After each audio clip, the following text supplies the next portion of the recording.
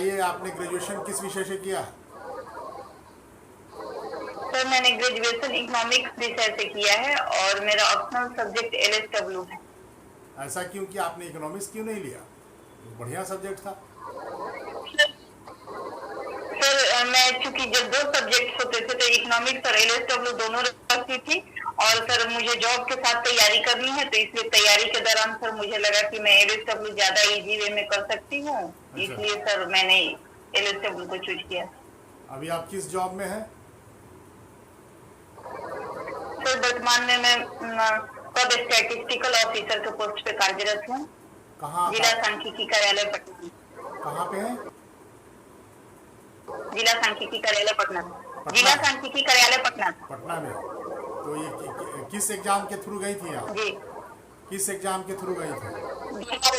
Bihar SSC. Bihar SSC से गई थी। क्या काम करती हैं आप वहाँ? जी क्या काम करती हैं आप? सर वर्तमान में चूंकि सर मैं एक स्पेशल जो एनएसएस होता है उसके अंतर्गत मेरी पोस्टिंग है, तो उसके अंतर्गत सर मुझे फील्ड वर्क मिला हुआ है। अच्छा, ये एनएसएसओ जो है वो कब एस्टेब्लिश हुआ था? 1950 ईस्वी में। 1950 में। उस समय एनएसएसओ नाम था इसका? अच्छा। जी अच्छा, ये कौन किए थे? वर्तमान। जी सर। कौन किया था? एनएसएसओ की स्थापना कौन किए थे? सर पीसी महालनोबिस को बोला जाता है इसका जन्मदाता। पीसी महालनोबिस ने किस प्लान को ड्राफ्ट किया था? पीसी महालनोबिस ने किस 5 ईयर प्लान को ड्राफ्ट किया था? सॉरी सर, आवाज थोड़ा कम आ रही है। पीसी महालनोबिस ने किस 5 ईयर प्लान को ड्राफ्ट किया था? Second 5 year plan. क्या था ये सेकेंड 5 ईयर प्लान में? मेन इम्फेसिस क्या डाला था इन्होंने? सर इसमें मेन इम्फेसिस इंडस्ट्री पे डाला गया था कि हम लोग इंडस्ट्रियल सेक्टर का जब डेवलपमेंट करेंगे तो अदर सेक्टर्स का इससे डेवलपमेंट होगा और एम्प्लॉयमेंट जनरेट होगा। किसी भी देश की इकोनॉमिकल ग्रोथ को मापने के लिए हम लोग क्या देखते हैं? सर हम लोग पर कैपिटा इनकम इसका सबसे अच्छा माप है। दो चीज देखते हैं, एक तो जीडीपी देखते हैं और per capita income, but per capita income जो है वो किसी भी देश के ग्रोथ को मापने का सबसे सही तरीका है। और अगर हम किसी देश के इकोनॉमिक डेवलपमेंट को देखना चाहें तो किस चीज को हम देखेंगे आज की तारीख जी में? सर इकोनॉमिक डेवलपमेंट को अगर हम लोग देखना चाहें तो डेवलपमेंट के लिए सर हम लोग सारे सेक्टर्स को देखेंगे कि जैसे हेल्थ का कितना यहाँ विकास हुआ है, सामाजिक सुरक्षा कानून जो है वो कितने हद तक लागू है हमारे यहाँ, गरीबी बेरोजगारी कितने हद तो तक इसको भी एक किस लेवल पे है। इसको भी मापने का एक नया तरीका इजाद किया गया, उसका नाम क्या है? भूटान नरेश ने किया है, जानती हैं आप?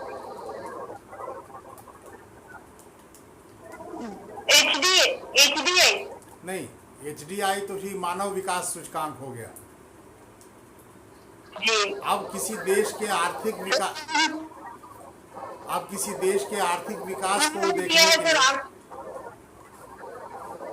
किसी देश के आर्थिक विकास को देखने के लिए जीडीपी अब देखा नहीं जाता, उस जीएनएच को देखा जाता है। जीएनएच समझती हैं? अच्छा जी हाँ, बताओ जीएनएच क्या होता है? सर मुझे इसके बारे में कंफर्म पता नहीं है, लेकिन अगर आप परमिशन देंगे हाँ तो हाँ, सर मैं ठीक है, बोलो अंदाजा हाँ, लगा कोशिश करो। Sir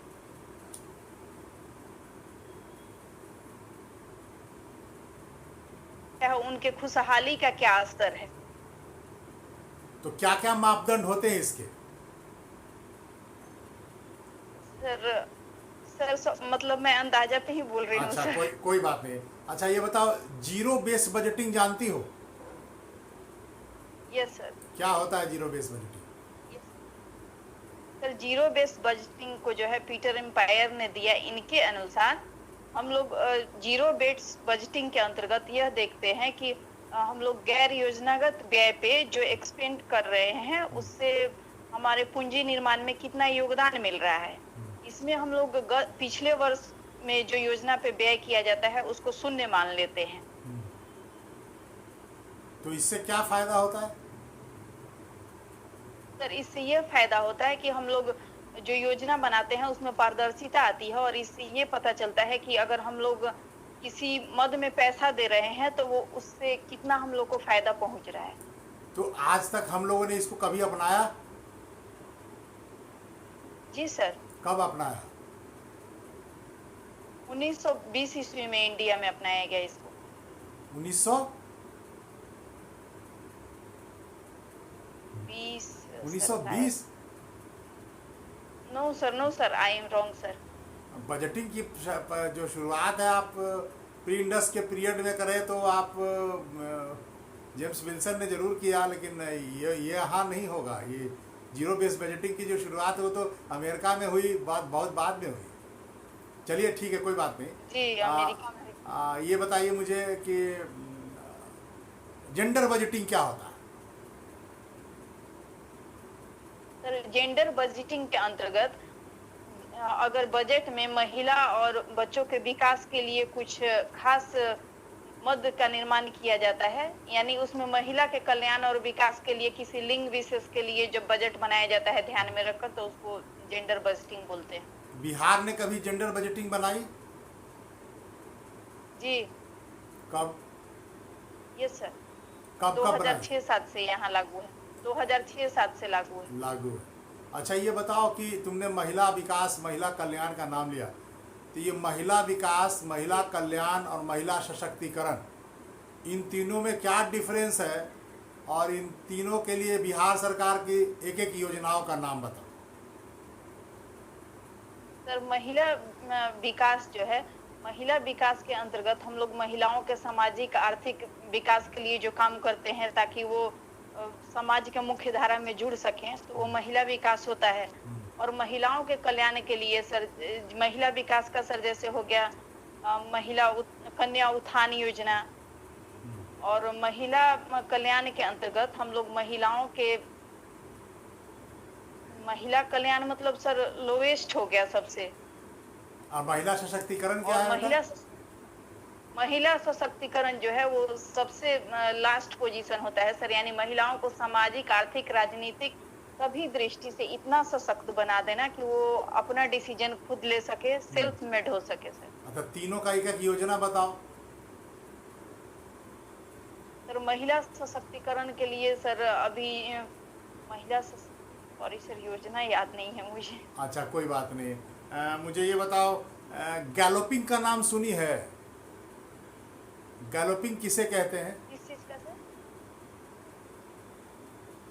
no sir. रिफ्लेशन समझती हो? रिफ्लेशन?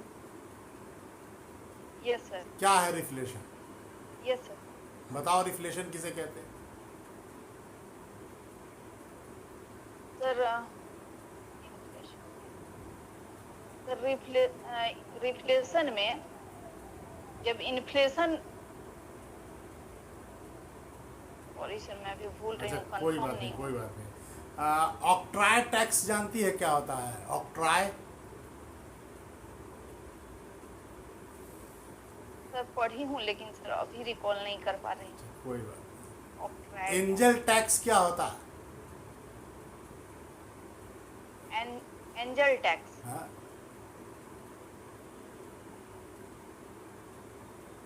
सर एंजल टैक्स बताता है कि जैसे जैसे हमारी इनकम बढ़ती है हम लोग उपभोग की जाने वाली वस्तुओं की मात्रा कम करते जाते हैं। अच्छा ये जरा बताओ हमको कि हमारे यहाँ टैक्सेशन की जो प्रणाली अपनाई जाती है उसे क्या कहते हैं? कौन सा टैक्सेशन है? सर ये प्रोग्रेसिव और अनुपातिक दोनों को मिला के है सर। क्या कहते हैं इसको दोनों को मिला के? Indirect tax. हाँ? दोनों को मिला के सर उसको क्या कहते हैं?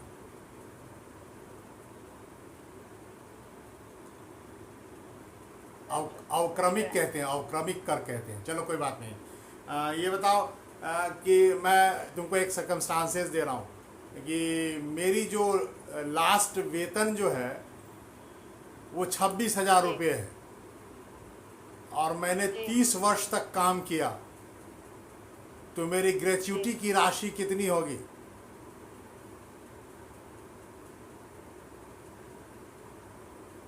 सर ग्रेच्युटी की राशि पर ईयर 15 दिन के लिए मिलता है। हाँ, तो मैं तो बताया कि पर कितना। ईयर 15 दिन के लिए मिलता है, तो आप 30 जी तो मुझे 30 साल मैंने काम किया, मेरा अंतिम वेतन 26,000 रुपये है। 30 सर, चूंकि ये पर ईयर 1 ईयर पे 15 डेज के लिए मिलता है, तो आप 30 साल काम किए तो 15 या 45 यानी 450 दिन का सर वेतन हो जाएगा। अच्छा, पूरा ग्रेच्युटी की राशि नहीं निकाल पाई आप? बताएं कितना होगा? जी सर एग्जैक्ट अच्छा कोई बात बट नहीं। ये पता है सर कि अच्छा, 1 ईयर में अच्छा कोई बात नहीं है। पढ़ाए हुए हैं, हम देखे हैं ये। बिहार में जो श्रम प्रशासन है, ठीक है, तो ये श्रम प्रशासन का जो श्रम पक्ष है उसकी हायरार्की बताओ ऊपर से। सर श्रम पक्ष में पहले श्रम आयुक्त, प्रधान सचिव होते हैं, प्रधान सचिव के बाद श्रमायुक्त होते हैं, श्रमायुक्त के बाद जो है वो सहायक उप श्रमायुक्त होते हैं, उसके बाद सहायक श्रमायुक्त होते हैं, सहायक श्रमायुक्त के बाद सर ये श्रम अधीक्षक होते हैं, उसके बाद श्रम प्रवर्तन पदाधिकारी होते हैं। ठीक है, गुड। अब मुझे बताओ कि बाल श्रम में अधिनियम जो है बाल श्रम, इस बाल श्रम में प्रतिषेध एवं विनियमन, ये 2 वर्ड्स लिखे हैं, लिखोगे? लिखा हुआ चाइल्ड लेबर और प्रोविजन एंड रेगुलेशन। ये प्रतिषेध और रेगुलेशन, ये दोनों को जरा डिफाइन करो, ये क्या कहता है? सर प्रतिषेध का मतलब होता है कि हम लोग बिल्कुल किसी भी ऐसा कार्य होता है जिसमें कि हम लोग बालक को नियोजित नहीं कर सकते हैं, यानी नहीं लगा सकते हैं। और विनियमन के तहत सर हम लोग किसी उद्योग में बालक को लगा सकते हैं, लेकिन उसके साथ कुछ कंडीशंस होते हैं कि आप कहाँ लगा सकते हैं, कहाँ नहीं लगा सकते हैं। तो ऐसा क्या हमारे यहाँ है प्रावधान जो बताओ, बाल श्रम से संबंधित रेगुलेशन का प्रावधान बताओ क्या है? जी सर, रेगुलेशन से संबंधित क्या प्रावधान किए गए हैं?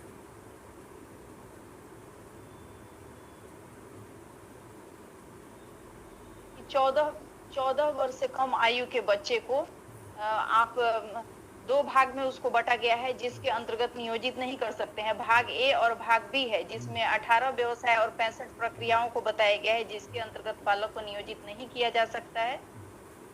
जैसे सर रेलवे के रनिंग शेड में, या फिर हाथी दांत जहाँ बनता है, सीमेंट की जहाँ भराई होती है, पेंटिंग्स होता है, वहाँ पे बच्चों का नियोजन नहीं किया जा सकता है। अच्छा ये बताओ, हमारे यहाँ भिक्षावृत्ति से संबंधित क्या प्रावधान किए गए हैं रोकने के लिए?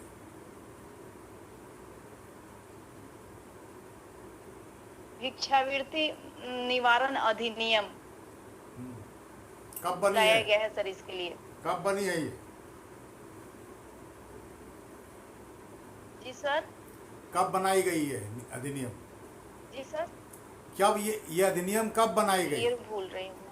अच्छा, ये इस बिहार सरकार के जो भिक्षावृत्ति निवारण अधिनियम है, इसमें जो बातें की गई है ये पूरे भारत में ऐसे प्रावधान नहीं है। तो कहा गया है कि जो केंद्रीय स्तर पर भी कि बिहार जिस प्रकार के अधिनियम को लाया है, इसी को पूरे भारत के स्तर पर लाई जानी चाहिए। इसमें उन्होंने क्या प्रावधान किया जो बहुत विशेष है?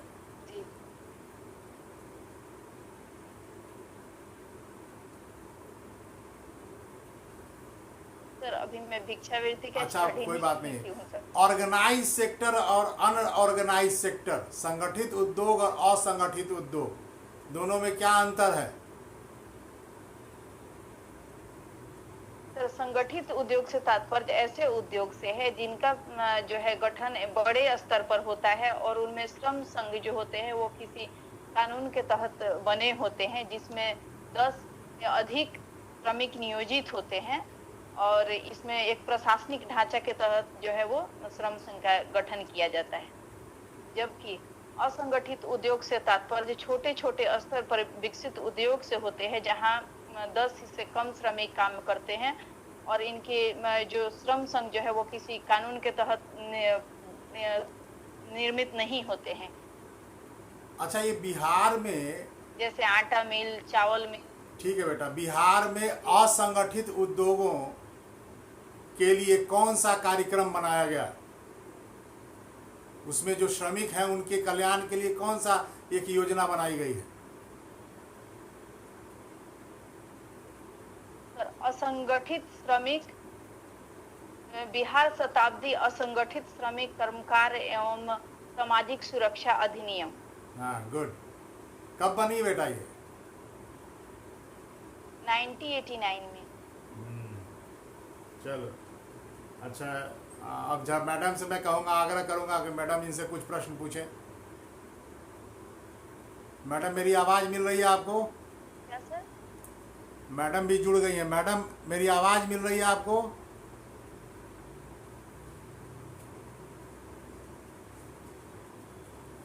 अच्छा, चलो, जब तक नहीं जुड़ी है तब तक मैं पूछूं, हजार्डस प्रोसेस किसको कहते हैं? हजार्डस प्रोसेस वह प्रोसेस होता है जिसके अंतर्गत अत्यधिक खतरनाक कार्यों को शामिल किया जाता है, जिसमें बालकों का नियोजन बिल्कुल प्रतिषेध है। तो इसके लिए जो है इसमें कन्वेंशन नंबर 182 लाया गया है, जिसको कि हाल ही में यूनिवर्सल कन्वेंशन बोला गया है, जिसको कि अभी में जितने भी सदस्य देश हैं सबके द्वारा अपना लिया गया है। इस प्रावधान को कहाँ रखा गया, किस एक्ट में रखा गया? जी सर, इस प्रावधान को बाल श्रम प्रतिषेध एवं विनियमन अधिनियम 1986 में रखा गया। कारखाना अधिनियम का 41H क्या है? Yes sir, yes. हाँ, चलो ठीक है। अब मैडम जुड़ गई हैं। मैडम से मैं आग्रह करूंगा कि वो थोड़ा प्रश्न पूछें इनसे भी। मैडम, मेरी आवाज आ रही है आपको? सर, इसका वीडियो उपलब्ध कराया जाए। हाँ जी सर, आवाज आ रही है आपकी। हाँ, चलिए, आप पूछें। नमस्ते मैम। Hello hello hello. हाँ, नमस्ते मैम। हेलो। हाँ, नमस्ते बेटा। क्या आपने ग्रेजुएशन किस सब्जेक्ट में किया है? इकोनॉमिक्स में। हाँ जी, इकोनॉमिक्स में किया है जी। ठीक है, आप मुझे ये बताइए, अभी नेशनल एजुकेशन पॉलिसी 2020 है, उसकी मेन ऑब्जेक्टिव क्या है, बताइए आप। Sir, ma'am, national education policy का मेन ऑब्जेक्टिव है जॉब ओरिएंटेड एजुकेशन लाना, जिससे कि हम लोग को प्राथमिक स्तर से ही, शुरू से ही व्यावसायिक शिक्षा का ज्ञान दिया जाए, ताकि हम लोग का जो एजुकेशन है वो रोजगारोन्मुख हो सके। आवाज थोड़ी कट के आ रही है, एक बार फिर से बताओ। सर, मैम, इस एजुकेशन सिस्टम का main motto. Hello, yes ma'am, आवाज नहीं आ रही है? हाँ, अभी आवाज आ रही है। हाँ, क्या है? हाँ, अभी आ रही है। मैम, इस एजुकेशन पॉलिसी का मेन मोटो जो है वो है कि हम लोग अपने एजुकेशन सिस्टम को जो है वो प्रोफेशनल बनाए, यानी ऐसा एजुकेशन दे जिससे कि रोजगार की प्राप्ति हो सके। रोजगार की प्राप्ति हो सके। जी। आप मुझे ये बताइए, जी, रोजगार की प्राप्ति हो सके महिलाओं के कॉन्टेक्स्ट में, इन द डिस्ट्रिक्ट ऑफ, जो भी आप बिहार के जितने भी जिला है, वहाँ पे विमेन के कॉन्टेक्स्ट में ये किस हद तक प्रभावी हो पाएगा, या कोई भी हर्डल्स होंगे जिसको फेस करना पड़ेगा? आप इस पे कुछ पॉइंट्स बताओ मुझे। वीमेन के लिए मैम,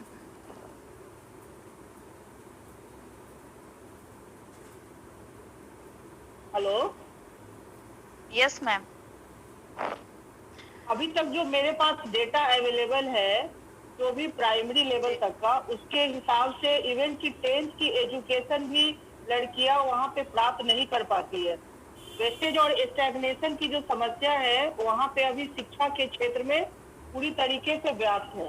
ठीक है, तो आप इस चीज को कैसे दूर करोगे? इस चीज को दूर करने के लिए जो नई शिक्षा नीति है उसके प्रारूप में आपके अकॉर्डिंगली क्या चेंजेस होने चाहिए? तो basically in the context of Bihar में बात कर रही हूँ, आप इस पे मुझे फोकस करें, कुछ बताएं। किस पे बोली मैम, किस चीज की प्रॉब्लम है? एक बार मैम रिपीट कर दिया जाए। हेलो, हेलो, हाँ मैम, एक बार क्वेश्चन रिपीट कर दिया जाए, किस चीज का प्रॉब्लम आप बोली है? नई शिक्षा नीति का जो मेन ऑब्जेक्टिव है, नई शिक्षा नीति का जो मेन ऑब्जेक्टिव है आपने बताया, वो शिक्षा का व्यवसायीकरण करना, यानी वोकेशनलाइजेशन ऑफ एजुकेशन जो आप कहना चाह रहे हो। ठीक है ना? तो आप ये बताइए कि अभी भी हमारे बिहार में अगर आप बात करेंगे 10th स्टैंडर्ड या फिर हायर एजुकेशन की, तो आप छोड़ दो, 10वीं पास भी करना मुश्किल है। स्पेशली अगर आप गांव के एरिया की बात करें तो महिलाओं के लिए वहाँ की 10th की शिक्षा भी प्राप्त करना बहुत मुश्किल हो पाती है। ठीक है, अभी आप बताओ, फ्री एंड कंपलसरी एजुकेशन भी हम लोग वहाँ पे दे रहे हैं, जो राइट टू एजुकेशन के तहत। तभी भी ये अवेयरनेस प्रोग्राम चलाने के बावजूद भी ये जागरूकता नहीं आई है कि महिलाएं या लड़कियां जो भी है वहाँ पे 10th स्टैंडर्ड भी कर सके सही से। तो ये इस कॉन्टेक्स्ट में आप किस हद तक इस प्रिंसिपल को आप सही मानते हो? इस ऑब्जेक्टिव को कैसे आप जस्टिफाई करोगे? That is vocationalisation of education की जो बात कर रहे हो, व्यवसायीकरण शिक्षा का, आप किस हद तक इसको वहाँ पे सफलता मिल पाएगी? आप बताएं, इस पे क्या प्रॉब्लम हो सकती है, या क्या ऐसे हमें कार्यक्रम चलाने चाहिए जिससे हम इस ऑब्जेक्टिव को पूरी तरीके से अचीव कर पाए? मैम, चूंकि महिलाओं के एजुकेशन में जैसा कि आप कह रही हैं 10th तक में ही प्रॉब्लम आती है, क्योंकि उनको बहुत सारी परेशानियों का सामना करना पड़ता है। जैसे वो स्कूल जाने के लिए उनके पास सुविधा उपलब्ध नहीं होती है कि वो स्कूल कैसे, यस मैम, वो स्कूल कैसे जाएं। दूसरी बात मैम कि वो स्कूल पहुंच भी जाती हैं अगर, तो स्कूल हम लोग देखते हैं कि 10th से पहले भी ड्रॉप आउट बहुत ज्यादा है, जिसके पीछे रीजन है कि अगर वो स्कूल पहुंच भी जाती है मैम, तो स्कूल में सबसे बड़ी समस्या जो है वो शौचालय की समस्या होती है। अगर शौचालय उपलब्ध भी है तो उसमें प्रॉपर वाटर का व्यवस्था है या नहीं, डोर वगैरह टूटे रहते हैं, जिसके कारण महिलाएं स्कूल जाने से मतलब लड़कियां स्कूल बीच में ही ड्रॉप आउट कर देती हैं। और तीसरी परेशानी है मैम कि महिलाओं की जो है ग्रामीण क्षेत्रों में कम एज में शादी। यस मैम, आवाज आ रही है मैम? Hello, yes ma'am. इस समस्या को दूर करने के लिए आप मुझे कुछ सॉल्यूशन बताओ ना, आप मुझे कुछ करेक्टिव सॉल्यूशन बताओ जिसकी वजह से ये समस्या दूर हो सकती है। सर, इसके लिए मैम बिहार सरकार ने कोशिश भी की है कि इसके लिए जैसे साइकिल योजना चलाया गया है कि महिलाएं की पहुंच वहां तक हो सके। इसके लिए मैम है कि हम लोग जो वहां का इंफ्रास्ट्रक्चर है स्कूल का उसको ठीक करें। तो इस न्यू एजुकेशन पॉलिसी में बोला गया है कि इंफ्रास्ट्रक्चर वगैरह को ठीक करने के लिए भी फंड उपलब्ध कराना चाहिए।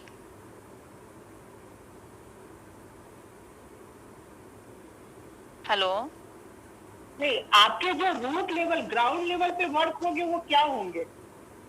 तो सबसे ज्यादा आप ग्राउंड लेवल पे करोगे काम, वो क्या होगा प्राइमरी? आप मुझे वो बताइए। इंफ्रास्ट्रक्चर की जहां तक आप बात करते हो तो इट्स ओके। वहाँ पे रोड की फैसिलिटी भी है, ऐसी कोई बात नहीं है। अभी बहुत सारी फैसिलिटी वहाँ पे डेवलपमेंट की जा रही है हमारे बिहार सरकार के द्वारा। लेकिन आप रूट लेवल पे जब आप आकर बात करती है तो आप क्या करोगे आप? रूट लेवल पे मैम सबसे पहले जन जागरूकता लाना बहुत जरूरी है, ताकि पेरेंट्स को हम लोग महिलाओं के एजुकेशन के बारे में बता सके कि कितना इम्पोर्टेंट है उनको एजुकेटेड करना। इसके लिए मैम हम लोग कोई जन जागरूकता जैसे नुक्कड़ नाटक भी करवा के उन लोगों। यस मैम,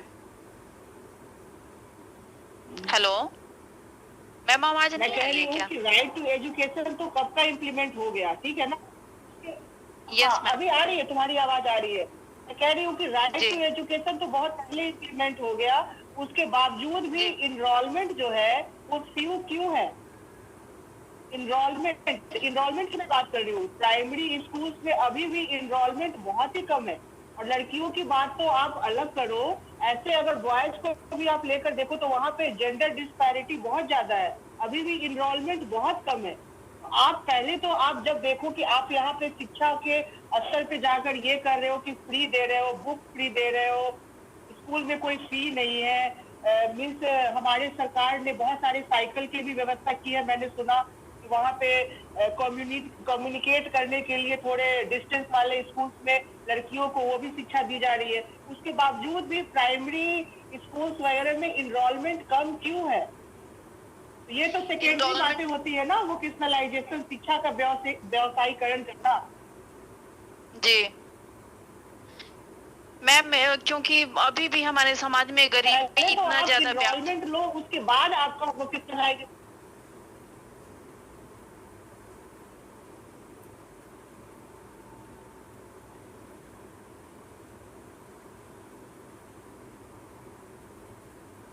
हेलो हेलो हाँ हेलो, हाँ अभी आ रही है आवाज, अभी आ रही है। जी मैम, हेलो मैम, आ रही है आवाज? अभी आ रही है, हाँ तुम्हारी आवाज आ रही है मैम। सर मैम, इसके पीछे एक रीजन ये भी है कि हम लोग अभी मतलब गरीबी इतनी व्याप्त है हमारे समाज में कि लोग बच्चों को स्कूल भेजने के बजाय काम करने के लिए भेज देते हैं, ताकि वो अपना 2 वक्त की रोटी जुटा सके।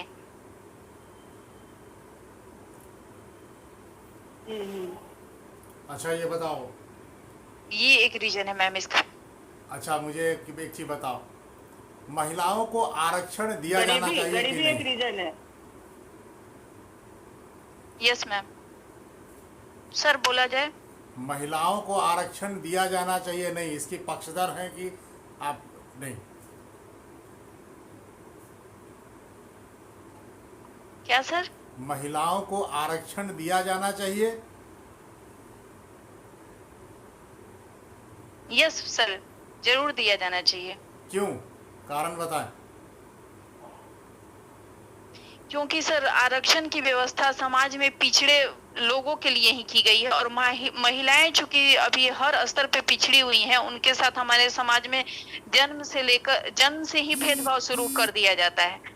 तो जब तक ये भेदभाव खत्म नहीं हो जाता है तब तक तो उनको आरक्षण समाज की मुख्य धारा में लाने के लिए, बराबरी का हक दिलाने के लिए आरक्षण जरूरी है। तो एक तरफ तो जब हमारे समाज में फिर एक तरफ तो राइट टू इक्वलिटी की बात करती हो और दूसरी तरफ आरक्षण की भी बात करती हो, ये दोनों में कॉन्ट्रडिक्शन नहीं दिखाई पड़ता है?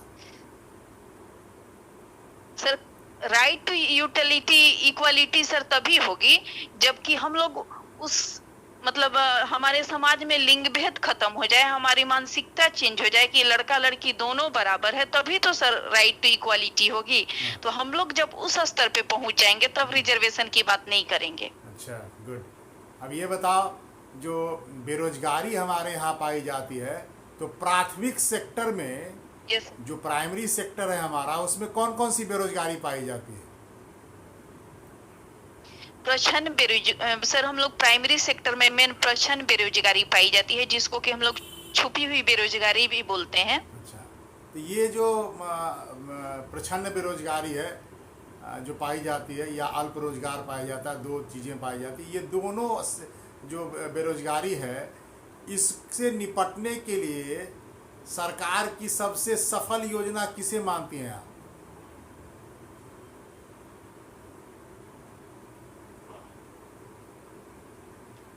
मनरेगा को सर। मनरेगा, ये बताओ मनरेगा कार्यक्रम है क्या? सर मनरेगा कार्यक्रम के तहत प्रत्येक परिवार को पूरे एक साल में 100 दिन रोजगार देने की गारंटी दी जाती है।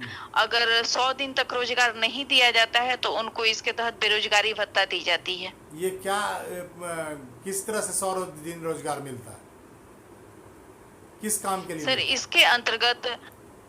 इसके अंतर्गत सड़कों की खुदाई, नाला पैन इत्यादि का निर्माण, रोड का निर्माण, इन सब कार्यों में है सर मजदूरों को रोजगार प्रदान किया जाता है। लेकिन हम तो जो देखते हैं कि लोग मशीनों से तालाब की खुदवाई करवा देते हैं और मजदूरों का नाम देकर डीबीटी योजना में दे देते हैं और उसके बाद उसके खाते में ट्रांसफर हो जाता है। योजना सफल नहीं हो पाती है धरातल स्तर पे। सर ऐसा नहीं है सर, हम लोग किसी भी चीज के पॉजिटिव एक्सपेक्ट्स जो ज्यादा होते हैं उसके ऊपर ध्यान देते हैं। तो सर हर चीज में कुछ न कुछ कमी होती है, तो हम उस कमी के आधार पे ये नहीं कह सकते हैं कि वो योजना असफल हो गया। सर मानते हैं कि कहीं भी गड़बड़ी थोड़ा बहुत होता है, उसके स्तर पे सर हम लोग संपूर्ण योजना को गलत नहीं बोल सकते हैं। अच्छा, ये तुम स्टैटिस्टिक्स डिपार्टमेंट में काम करती हो, ऑडिट समझती हो, ऑडिट को समझती हो? Yes sir. ऑडिट और सोशल ऑडिट में क्या अंतर है? सर ऑडिट के अंतर्गत जो हम लोग किसी भी योजना पे खर्च करते हैं उसका लेखा जोखा करते हैं, यानी देखते हैं कि किस मद पे कितना खर्च हुआ, ये सही है कि नहीं। और सोशल ऑडिट के अंतर्गत सर जितने भी सामाजिक योजनाओं पे खर्च की जाती है उसका पब्लिक के द्वारा ये किया जाता है कि ये योजना सफल हुई कि नहीं, उस योजना के ऊपर जो भी खर्च हुआ उसका ब्यौरा लिया जाता है। तुम्हारी हॉबी क्या है? छोटे बच्चों को पढ़ाना। कितने छोटे बच्चे को पढ़ाती हो? सर 4-5 क्लास तक के बच्चों को। अच्छा, जो तुम्हारे पास न्यूली जो बच्चा है 6 साल का बच्चा है, वो गया पढ़ने के लिए और उसको राइम तुमको बताना है, एक इंग्लिश राइम एक हिंदी राइम, दोनों सुनाओ हमको। English rhyme sir, twinkle twinkle little star, how I wonder what you are up above the world, so I like a diamond in the sky. बच्चे को अगर तुमने ऐसे और हिंदी नहीं, बच्चे को अगर तुमने ऐसे बताया तो क्या बच्चा जो है राइम सीख जाएगा? नहीं सर, वो तो मैं एक्शन के साथ उनको बताती हूँ। तो बोर्ड को एक्शन के साथ नहीं बता सकती हो? यस सर, क्यों नहीं बता सकती हूँ, बता सकती हूँ। अच्छा ठीक है, चलो कोई बात नहीं। तो ये जो एजुकेशन की पद्धति है इसको क्या बोलते हैं? अनु ये बताओ, हेलो मेरी आवाज आ रही है? यस मैम आ रही है, सॉरी सर। हाँ कोई बात। मैम बोला जाए। हेलो हेलो, हाँ मैम बोला जाए। ये टू मल्टीलैटरल ऑर्गेनाइजेशन का नाम बताओ जो अभी financial assistance government of India को दे रही है कोविड-19 पैंडेमिक से फाइट करने के लिए। Name two multilateral organization. Ma'am world bank के द्वारा दिया जा रहा है और एशियन डेवलपमेंट बैंक के द्वारा भी दिया गया है।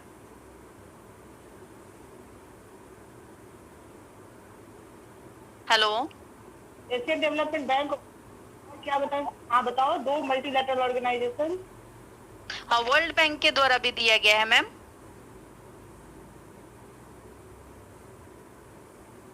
अच्छा, मैम की आवाज सही से नहीं आ पा रही है। अच्छा, एडीबी बैंक। Yes ma'am. हाँ अभी आ रही है? यस मैम आ रही है। एडीबी बैंक का हेडक्वार्टर कहाँ है? मनीला है मैम। इंक्लूसिव ग्रोथ क्या होता है? इंक्लूसिव ग्रोथ का मतलब होता है मैम कि हम लोग जो विकास कर रहे हैं उसको समाज के पिछड़े वर्ग यानी समाज के अंतिम व्यक्ति तक विकास के लक्ष्य को पहुंचाया जाए। विकास का जो लाभ है उसको समाज के अंतिम व्यक्ति तक पहुंचाया जाए।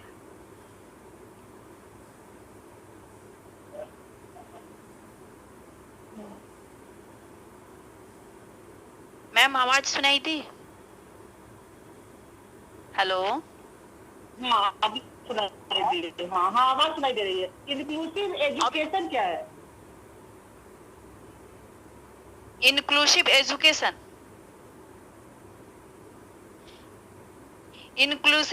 मैम आवाज सुनाई दे रही है? हेलो, आवाज आ रही है, तुम्हारी आवाज आ रही है। इंक्लूसिव एजुकेशन क्या है? इंक्लूसिव एजुकेशन का मतलब है मैम कि समाज के पिछड़े वर्ग तक हम लोग शिक्षा के लाभ को पहुंचाए ताकि वे भी शिक्षित होकर समाज की मुख्य धारा में जुड़ सकें।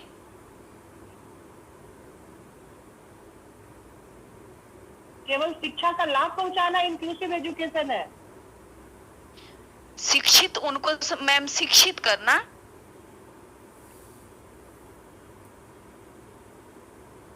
शिक्षित करना किस तरह के बच्चों को शिक्षित करना इंक्लूसिव एजुकेशन में है? समाज के मैम जो पिछड़े वर्ग के बच्चे हैं जो कि जिन तक एजुकेशन नहीं पहुंच पा रहा है उन तक भी हम लोग एजुकेशन जो चला रहे हैं, एजुकेशन प्रोग्राम्स, उनका लाभ उनको मिल सके।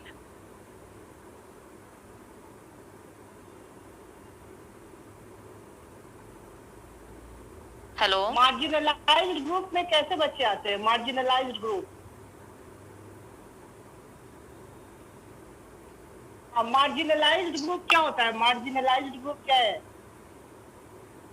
मैम मैं मार्जिनल तो जानती हूँ लेकिन मार्जिनलाइज्ड ग्रुप नहीं जानती हूँ मैम। क्या होता है मार्जिनलाइज्ड ग्रुप में? कौन से आते हैं हमारी सोसाइटी में? मार्जिनलाइज्ड ग्रुप में किस तरह के बच्चे आते हैं या फिर उसका कैटेगराइजेशन क्या है, बताओगे मुझे? मैम अगर आपकी परमिशन हो तो मैं इसमें मतलब थोड़ा सा अंदाज से ही बोलूंगी। मार्जिनलाइज्ड ग्रुप में समाज के जो पिछड़े वर्ग के बच्चे आते हैं जिन तक समाज की बेसिक आवश्यकताओं की उनकी पूर्ति नहीं हो पाती है, जैसे शिक्षा, स्वास्थ्य, भोजन, ये सब, तो उनको हम लोग मार्जिनाइज्ड कैटेगरी में रखते हैं।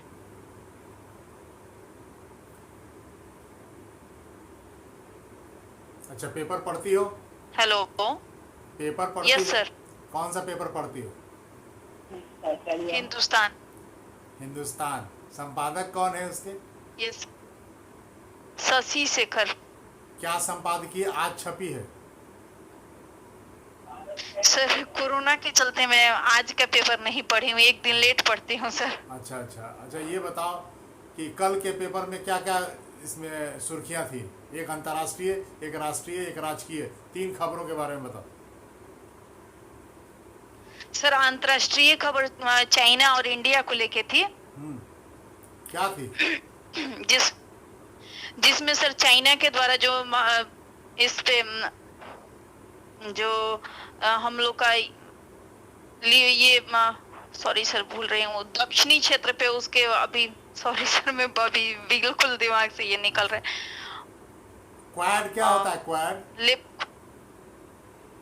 क्वाड में सर 4 कंट्रीज को शामिल किया गया है, ऑस्ट्रेलिया, इंडिया, जापान और अमेरिका।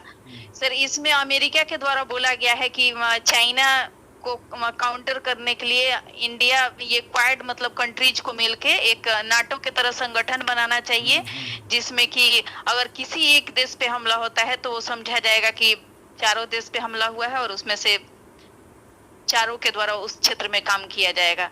अभी और दूसरी सर न्यूज थी, हाँ, अभी प्रधानमंत्री ने घोषणा की जी। मिशन कर्मयोगी की। ये मिशन कर्मयोगी क्या है? विभीषण कर्मयोगी। मिशन कर्मयोगी क्या सर? मिशन कर्मयोगी। मिशन कर्मयोगी। हाँ, सर मैं तो इसको नहीं सुनी हूँ, लेकिन सर मुझे लगता है कि प्रधानमंत्री जी के द्वारा जो उस दिन मन की बात कही गई थी उसमें खिलौना व्यवसाय को लेके शायद ये बात कही गई थी। नहीं बेटा। अच्छा चलो, अब समय समाप्त हो रहा है, इसलिए हम आपसे कहेंगे कि मैं आपका साक्षात्कार खत्म होता है। तुम ठीक हो, इसमें कहीं कोई दरार नहीं। थोड़ा इकोनॉमिक्स वाला सेक्शंस में और छोटी छोटी बातें सब जैसे रिफ्लेशन वगैरह नहीं बता पाए, उन सब चीज़ों को देख लेना, ठीक है।